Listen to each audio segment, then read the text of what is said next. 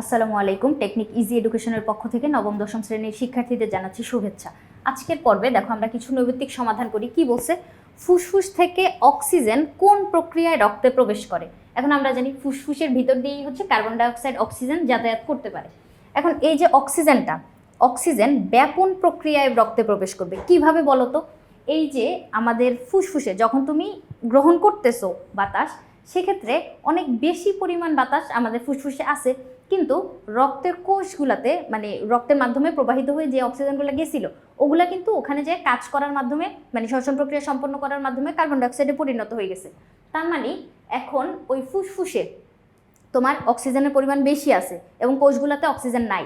তাহলে এই যে উচ্চ ঘনত্ব থেকে নিম্ন ঘনত্বের দিকে ছড়ায় যাবে, এটাকে আমরা বলি হচ্ছে ব্যাপন প্রক্রিয়া।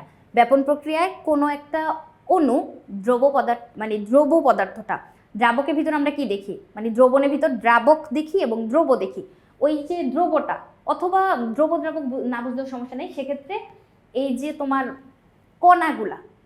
কণাগুলা বা পদার্থটা উচ্চ ঘনত্ব থেকে নিম্ন ঘনত্বের দিকে যাবে, ওইটা হচ্ছে ব্যাপন প্রক্রিয়া। আর উল্টা প্রক্রিয়া হয় হচ্ছে আমাদের অভিস্রবণের ক্ষেত্রে। কি হয়, এখানে তোমার নিম্ন ঘনত্ব থেকে উচ্চ ঘনত্বের দিকে যায়, কে যায়, লিকুইড পদার্থটা যায়, মানে দ্রাবক পদার্থটা চলাচল করে। এরপর ইমবাইবেশন কি, কলয়েড ধর্মী পদার্থের পানি শুষে নেওয়ার প্রক্রিয়া।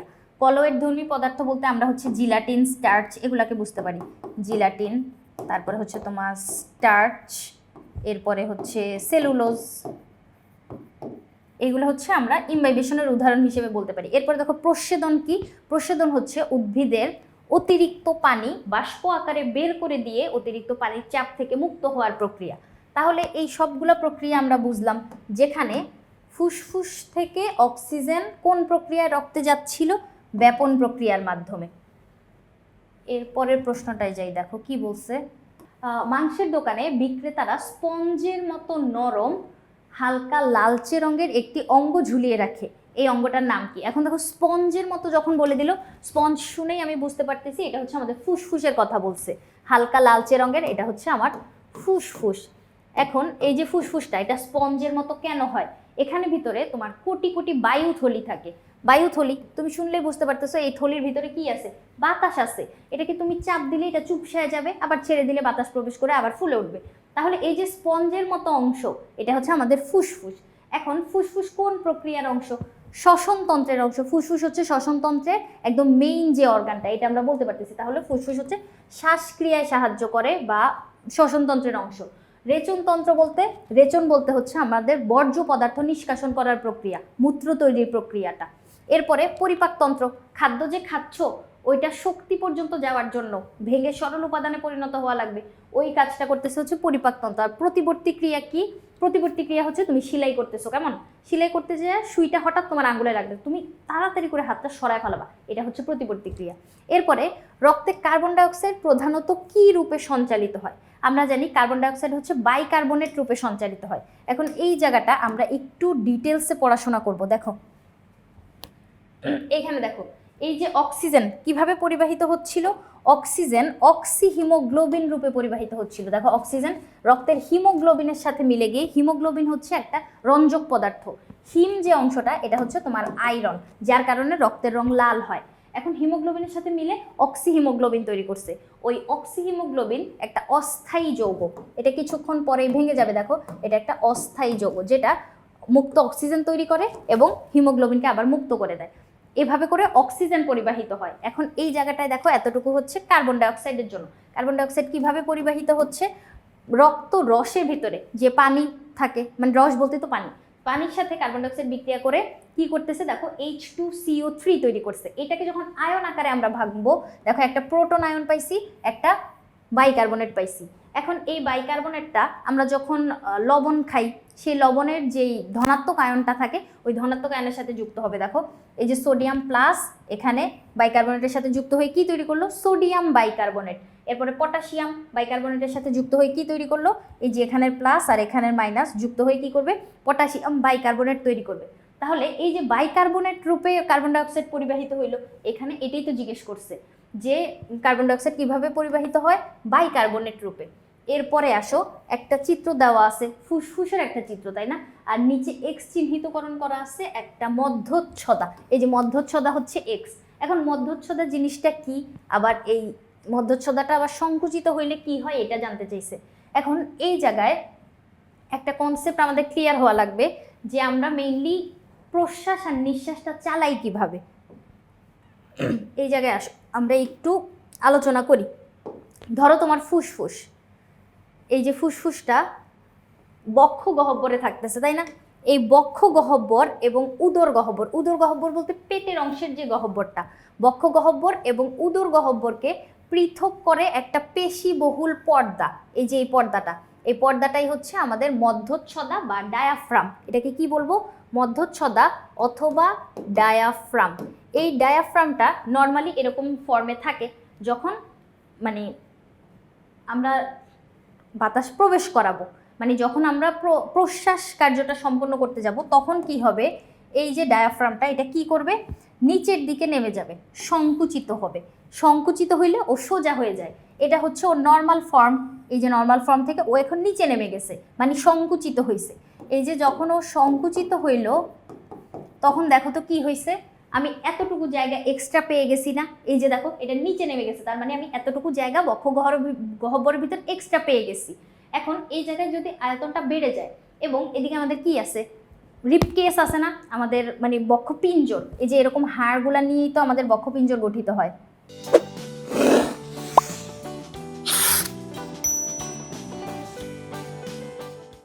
এই যে দেখো এদিকে 12টা, এদিকে 12টা, 12টা 24টা হাড় নিয়ে আমাদের এই যে বক্ষপিঞ্জরটা। এখন এই যে পিঞ্জরের ভিতরেই তো হচ্ছে ফুসফুসটা সুরক্ষিত অবস্থায় থাকে, সেক্ষেত্রে এই বক্ষপিঞ্জরের আয়তনটাও বৃদ্ধি পাবে। এখন তুমি ভাবতেই পারো যে হাড় কিভাবে আবার আয়তন বৃদ্ধি পাবে, হাড় তো সংকুচিত প্রসারিত হইতে পারে না। হাড়ের মাঝখানে ইন্টারকোস্টাল রিপ থাকে, এই যে দেখো দুইটা হাড়ের মাঝখানে এখানে কিছু পেশি থাকতেছে, এই পেশিগুলা প্রসারিত হয়ে যাবে। পেশি প্রসারিত হইলে কিছু জায়গা আমরা এক্সট্রা পাবো এবং এইখানে কিছু জায়গা এক্সট্রা পাইলাম, মোট মিলায় আমার অনেকটুকু খালি জায়গা তৈরি হয়েছে। এখন খালি জায়গা যখন তৈরি হয়েছে, ফুসফুসে বাতাসের চাপটা কম বা বাতাসের ঘনত্বটা কম হয়ে যাবে। এখন এনভায়রনমেন্টে যে বাতাসটা আছে, কেউ কি চাইবে কোনো জায়গায় অনেক গ্যাদারিং করে থাকতে? না, সেক্ষেত্রে বাইরের বাতাসগুলা কি দেখবে যে ভিতরে ফাঁকা জায়গা আছে, আমরা এখানে গ্যাদারিং করে কেন থাকতেছি, আমরা ফুসফুসের ভিতরে প্রবেশ করে যাই। সেক্ষেত্রে কি প্রক্রিয়া সম্পন্ন হইল, বাতাস যখন প্রবেশ করতেছি প্রশ্বাস প্রক্রিয়া এখানে মানে চলতেছে। অনেক সময় আমি এই ভুল কথাটা বলতে শুনি, অনেকে বলে যে নিঃশ্বাস নাও নিঃশ্বাস নাও। নিঃশ্বাস কিন্তু নেওয়া যায় না, নিঃশ্বাস হচ্ছে যেটা আমরা বের করে দিচ্ছি, আর প্রশ্বাস হচ্ছে যেটা প্রবেশ করতেছে। তাহলে এই যে আয়তনটা বাড়লো সংকুচিত হওয়ার ফলে, মধ্যচ্ছদা সংকুচিত হওয়ার ফলে, এই প্রক্রিয়া কি সম্পন্ন হইল, তোমার প্রশ্বাস প্রক্রিয়া সম্পন্ন হইল। আর নিঃশ্বাসের ক্ষেত্রে আমরা পুরো উল্টা কনসেপ্টটা দেখতে পাই, মধ্যচ্ছদা তখন উপরে উঠে যাবে, এই যে এটা তো নর্মাল ফর্ম, এখান থেকে উপরে উঠে যাবে, তখন আমি এতটুকু জায়গা কমে যাবে, এরপরে এই পেশিগুলোও সংকুচিত হয়ে যাবে, পুরো আয়তনটা কমে গেলে তখন বাতাস বাইরে বেরিয়ে আসবে। তাহলে এই জায়গায় দেখো কি বুঝতে পারলাম আমরা, এক্স যখন সংকুচিত হচ্ছে, সংকুচিত হইলে কি হবে, বক্ষ স্বাভাবিক অবস্থায় ফিরে আসে না, সংকুচিত হইলে স্বাভাবিক অবস্থায় ফিরে আসে না, এটি নিচের দিকে নেমে যায়। হ্যাঁ, সংকুচিত হইলে এই যে নর্মাল ফর্ম এটা, আর সংকুচিত হইলে কি বলছিলাম, এরকম সোজা হয়ে যায়। সংকুচিত হইলে দন্তার সাথে সংকুচিত, দন্তার সাথে সোজা, মধ্যচ্ছদা সোজা হয়ে যায়, তখন এটা নিচে নেমে আসে, বক্ষ গহ্বরের আয়তন তখন বৃদ্ধি পায়। তাহলে 2 আর 3 নাম্বারটা আমরা সঠিক বলতে পারতেছি। এরপরে দেখো, ফুসফুস থেকে দেহের কোষ পর্যন্ত অক্সিজেন পরিবাহিত হয় কিভাবে, অক্সিহিমোগ্লোবিন রূপে, হ্যাঁ, রক্তরসে দ্রবীভূত হয়ে, হ্যাঁ ঠিক আছে বলতে পারি, বাইকার্বনেট রূপে না, বাইকার্বনেট রূপে তো কার্বন ডাইঅক্সাইড পরিবাহিত হয়েছিল, তাহলে 1 আর 2 নাম্বারটা সঠিক। অক্সিজেন ব্যাপন প্রক্রিয়ায় রক্তে প্রবেশ করে, হ্যাঁ ওই যে ব্যাপন প্রক্রিয়ায় মানে মেইনলি তোমার রক্তের ভিতর দিয়ে চলতে থাকে, চলতে চলতে ওই যে লোহিত রক্তকণিকা কীরকম হয়, এরকম না দেখতে লোহিত রক্তকণিকা, এই লোহিত রক্তকণিকার প্রাচীর ভেদ করে রসের ভিতর দিয়ে সে কোষে চলে যায়, সেক্ষেত্রে এই যে ব্যাপন প্রক্রিয়াটা তখন আমরা দেখতে পাই।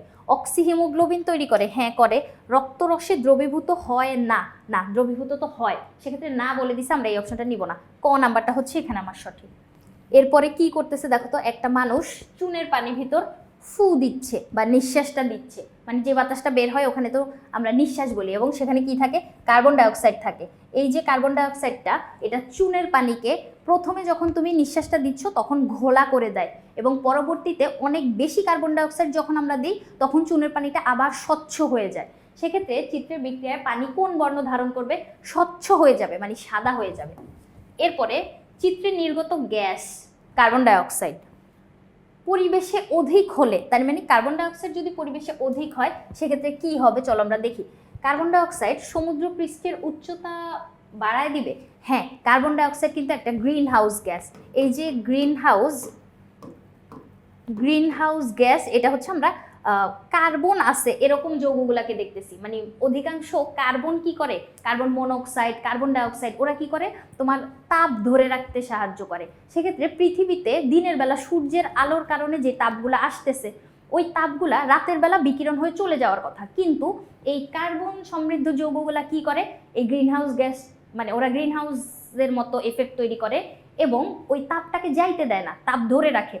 সেক্ষেত্রে দেখো, প্রতিদিন যদি একটু একটু করে তাপ ধরে রাখতে থাকো, পৃথিবীটা অনেক বেশি গরম হয়ে যাবে না, উষ্ণ হয়ে যাবে, এবং উষ্ণতার কারণে আমরা জানি বরফ গলে যাইতে থাকে। বরফ গলে গেলে সমুদ্র পৃষ্ঠের উচ্চতা বেড়ে যাবে। কি জন্য? বরফ গলে পানি হয়ে যাবে, পানি সমুদ্রের সাথে যখন মিশবে সমুদ্র পৃষ্ঠের উচ্চতা বেড়ে যাবে। সমুদ্র পৃষ্ঠের উচ্চতা বেড়ে গেলে সমুদ্র তীরবর্তী যেই দেশগুলো আছে, যে অঞ্চলগুলো, ওগুলো কিন্তু প্লাবিত হয়ে যাবে। তাহলে এটা আমাদের জন্য ক্ষতিকর একটা দিক। তাহলে উচ্চতা বৃদ্ধি পাবে, আমরা বলতে পারি পরিবেশের তাপমাত্রা বেড়ে যাবে। ইয়েস, অবশ্যই। পরিবেশে অক্সিজেনের পরিমাণ বেড়ে যাবে না। অক্সিজেনের পরিমাণ কিভাবে বাড়বে? কার্বন ডাইঅক্সাইড বাড়লে অক্সিজেনের পরিমাণ বাড়বে না। তাহলে 1 আর 2 নাম্বারটা এখানে আমরা সঠিক বলতে পারতেছি। এরপরের প্রশ্নটা যাই, দেখো তো কি বলছে। নিঃশ্বাসে নিচের কোনটি সম্পন্ন হয়? নিঃশ্বাস বলতে আমরা কি বুঝতেছি? যেটা ত্যাগ করে দিচ্ছি, কার্বন ডাইঅক্সাইড যে ত্যাগ করে দিচ্ছি, ওই প্রক্রিয়াটা।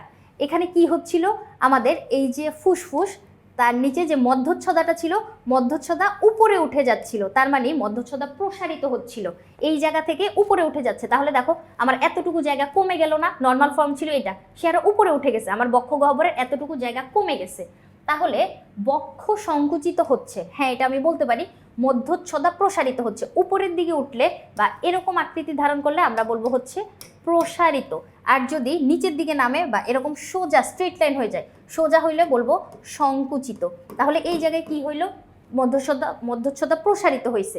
বক্ষ সংকুচিত ঠিক আছে, কিন্তু মধ্যচ্ছদা সংকুচিত বললে এই জায়গাটা হচ্ছে আমরা কখন দেখতে পাবো, মানে এই জায়গাটা সম্ভব না। বক্ষ প্রসারিত এবং মধ্যচ্ছদা সংকুচিত, এটা কখন দেখবো? এটা হচ্ছে প্রশ্বাসের ক্ষেত্রে দেখবো। প্রশ্বাস, বক্ষ প্রসারিত, মধ্যচ্ছদা প্রসারিত, এই জায়গাটা কখনো সম্ভবই না। সেক্ষেত্রে আমাদেরকে জিজ্ঞেস করছে নিঃশ্বাসের ক্ষেত্রে কোনটা ঘটে। নিঃশ্বাসের ক্ষেত্রে বক্ষ সংকুচিত হয় এবং মধ্যচ্ছদা প্রসারিত হয়। বক্ষ গহ্বর যখন সংকুচিত হয়ে যাচ্ছে তখন তোমার ভিতরে বাতাসের চাপটা বেড়ে যাচ্ছে। এখন বাতাসের অণুগুলা কখনোই গ্যাদারিং এর জায়গায় থাকতে চাইবে না। যে কেউই, তুমিও কখনো চাইবে না যে ধাক্কাধাক্কি করে একটা গ্যাদারিং এর জায়গায় থাকতে। তুমি চাইবা যে যেখানে একটু রিল্যাক্স আছে ওই জায়গায় চলে আসতে। সেক্ষেত্রে ফুসফুসের ভেতরের থেকে বাতাসগুলা বাইরে বেরিয়ে চলে আসবে। এই যে বাতাস বের হয়ে যাচ্ছে, এটাই হচ্ছে নিঃশ্বাস। নিঃশ্বাস নিঃসরণ, মানে আমরা বাতাসটা বের করে দিচ্ছি, নিঃসরণ করে দিচ্ছি। আর প্রশ্বাস কি হয়? প্রশ্বাস এখানে পরফলাতে প্রবেশ করে। বাতাস যখন প্রবেশ করে তখন ওইটা হচ্ছে প্রশ্বাস। নিঃশ্বাস আর প্রশ্বাস মিলেই হচ্ছে আমাদের শ্বাসক্রিয়া। তাহলে আশা করি বুঝাইতে পারছি। পরবর্তী পর্ব দেখার আমন্ত্রণ রইল। ধন্যবাদ সবাই।